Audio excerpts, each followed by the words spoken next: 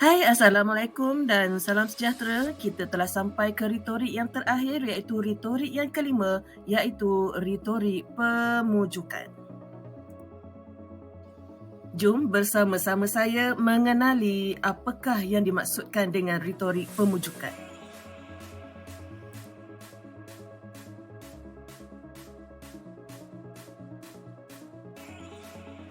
Baiklah, saya terangkan ya. Retorik pemujukan merupakan retorik pengaruhan. Kalau nak faham apakah maksud pengaruhan? Pengaruhan sama juga maksudnya dengan pengaruh ataupun mempengaruhi. Jadi retorik ini digunakan untuk apa? Ada tujuannya. Jadi kita lihat tujuannya adalah untuk mempengaruhi ataupun mengubah pemikiran seseorang, mengubah pemikiran pembaca, mengubah pemikiran audiens. Jadi apa yang kita ubah? Apa yang kita ubah ialah kepercayaan dan perlakuan pihak yang menjadi sasaran. Pihak yang menjadi sasaran ni kita fokus kepada pembaca lah ya. Pembaca ataupun pendengar ataupun audiens yang melihat struktur penulisan itu, yang mendengar wacana lisan. Jadi mereka lah sasaran ataupun objektif yang akan kita ubah persepsi, pemahaman, kepercayaan mereka. Itulah retorik pemujukan. Jadi saya lanjutkan dengan penerangan yang berikutnya. Dalam kita nak memahami retorik pemujukan, kita mesti jelas di sini bahawa retorik pemujukan ada dua ya, iaitu pemujukan rasional dan pemujukan tidak rasional. Untuk memahami pemujukan rasional bersifat intelek ataupun yang melibatkan unsur-unsur penghujahan. Kebanyakan pemujukan rasional digunakan dalam bahan-bahan bacaan yang bersifat fakta ataupun yang bersifat informasi.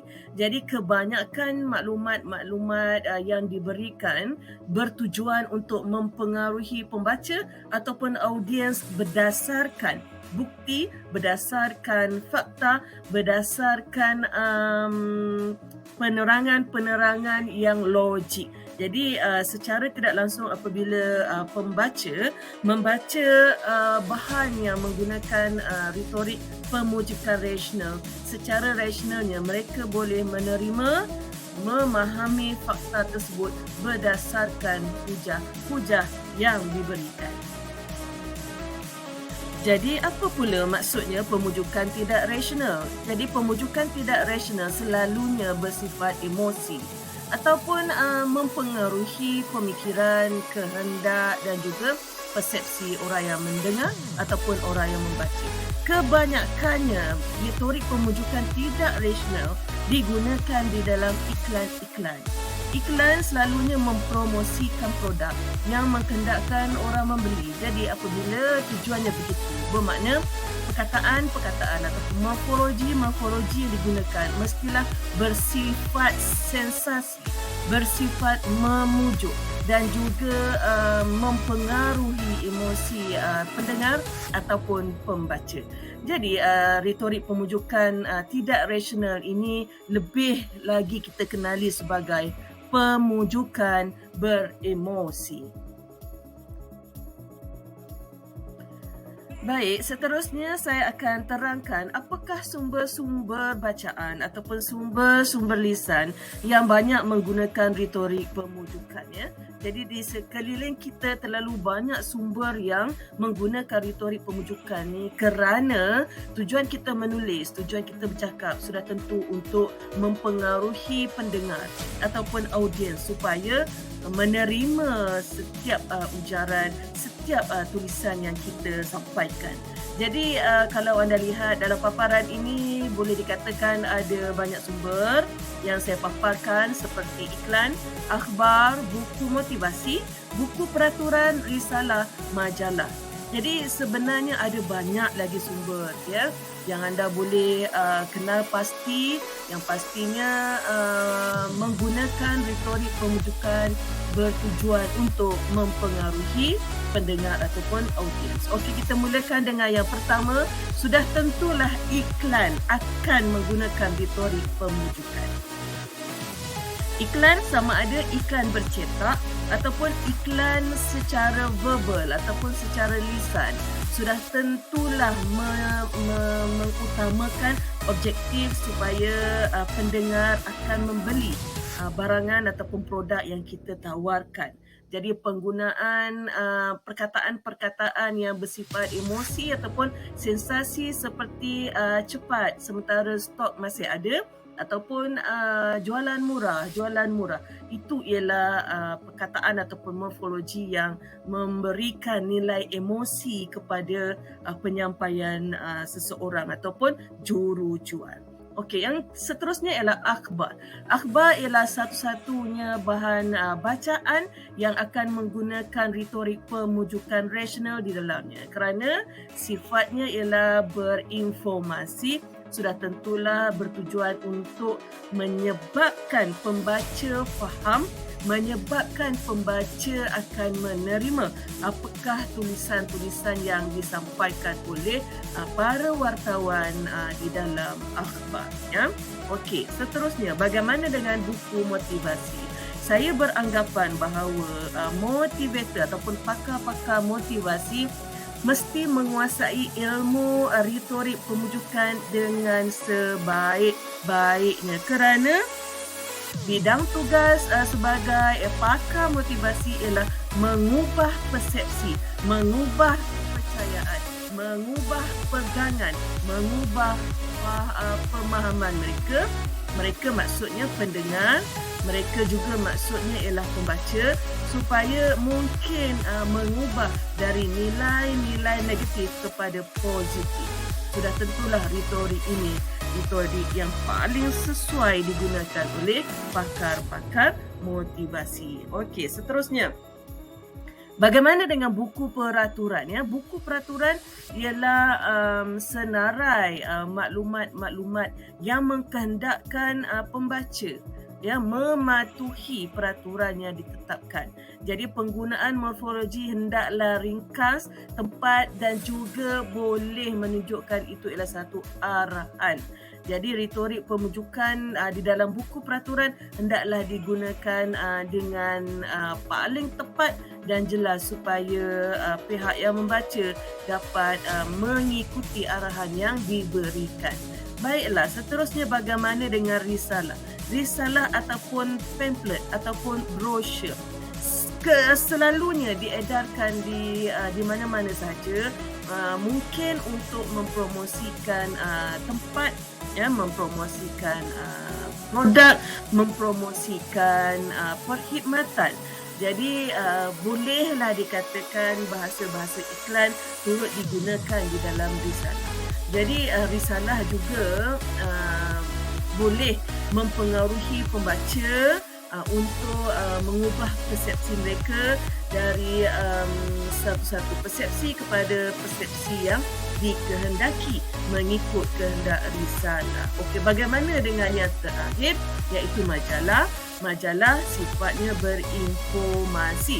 Jadi retorik pemujukan rasional sudah tentulah akan digunakan sama juga seperti akhbar dengan sifat-sifat informasi yang diberikan. Penulis sangat percaya bahawa dengan hujah-hujah yang diberikan, dengan fakta-fakta yang diselitkan, mereka mengkehendaki supaya pembaca dapat mengubah persepsi mereka untuk lebih percaya melalui fakta yang telah diberikan. Jadi kesemua sumber yang diberikan ini pada saya banyak menggunakan retorik pemujukan. Jadi harapnya anda semua jelas ya, dan boleh memadankan sumber-sumber yang lain yang berada di luar sana dengan penggunaan retorik pemujukan di dalam. Okey, jom bersama saya kita menganalisis teks berita yang diberikan. Paparan yang anda lihat diambil dari akhbar atas talian berita harian. Jadi, artikel ini sudah pastinya menggunakan retorik pemujukan rasional, iaitu bersifat fakta dan juga berinformatif. Jadi, kita lihat bagaimana setiap baris petikan ini dianalisis dan kita lihat bagaimana retorik pemujukan digunakan menerusi petikan, ya. Para pelajar semua, untuk retorik pemujukan, sukalah saya ingin menunjukkan kepada anda mengenai tajuk artikel ini, iaitu hargai kesihatan diri, amal diet seimbang. Saya berikan warna yang berbeza untuk menunjukkan di situ frasa yang wujud di situ terselitnya satu bentuk pengaruhan, iaitu satu bentuk frasa yang boleh mempengaruhi pemikiran orang untuk berfikir bahawa perlu ada tindakan ke atas kesihatan diri sendiri. Okey. Untuk tulisan yang berwarna merah, hargai kesihatan diri. Di situ nampak satu bentuk arahan, tetapi arahan itu berbentuk saranan untuk menghargai kesihatan diri. Itulah retorik pemujukan dalam konteks retorik pemujukan rasional. Okey, kalau anda lihat perkataan amal yang berwarna hijau. Amal adalah satu bentuk arahan supaya selalu melakukan perkara yang boleh menjaga kesihatan diri sebagai tanda untuk menghargai kesihatan diri. Jadi ditambah dengan frasa yang berikutnya, iaitu apa? Diet seimbang. Diet seimbang ialah satu frasa yang berkonotasi positif di situ. Jadi sesuatu yang positif memberikan pengaruh yang positif juga. Jadi pada saya, tajuk ini menggunakan retorik pemujukan rasional sebaik-baiknya untuk mendapatkan perhatian pembaca tentang perkara yang ingin disampaikan menerusi artikel ini. Baik. Tulisan yang berwarna ungu, di situ saya boleh katakan juga terselitnya arahan-arahan yang berbentuk nasihat kepada kita sebagai pembaca supaya menyedari tentang kesihatan jantung, ya. Kalau kita lihat, kalau kita baca di sini, saya bacakan, jantung yang berdegup adalah tidak ternilai. Jadi saya boleh katakan frasa tidak ternilai kalau di dalam konteks semantik yang kita boleh faham, tidak ternilai maksudnya tidak boleh ditukar ganti. Di situ timbul kesedaran kepada kita, retorik pemujukan ini sebenarnya ingin mengubah persepsi. Mungkin sebelum ini kita tidak menghargai kesihatan jantung, tetapi apabila membaca artikel ini, apabila membaca petikan ini, kita mendapat ilmu, kita mendapat pengetahuan, kita mendapat informasi tentang perkara yang sepatutnya kita lakukan mengenai kesihatan jantung. Jadi, ditambah lagi dengan klausa yang berikutnya, iaitu kerana setiap denyutannya amat berharga. Ditambah lagi dengan frasa amat berharga. Di situ, pembaca sedaya upaya cuba berfikir, dikehendaki berfikir tentang sesuatu yang berharga. Kita tidak mahu kehilangan sesuatu yang berharga. Jadi, kebijaksanaan penulis untuk menarik perhatian, mempengaruhi pemerhatian, mempengaruhi tindakan diletakkan dalam baris yang pertama. Jadi, kalau anda lihat baris yang diwarnakan dengan warna ungu tu lagi, seperti bagaimanapun di sebalik kepentingannya itu, di negara ini, masalah jantung menjadi punca kematian utama. Pada saya, frasa yang kuat di sini ialah punca kematian utama.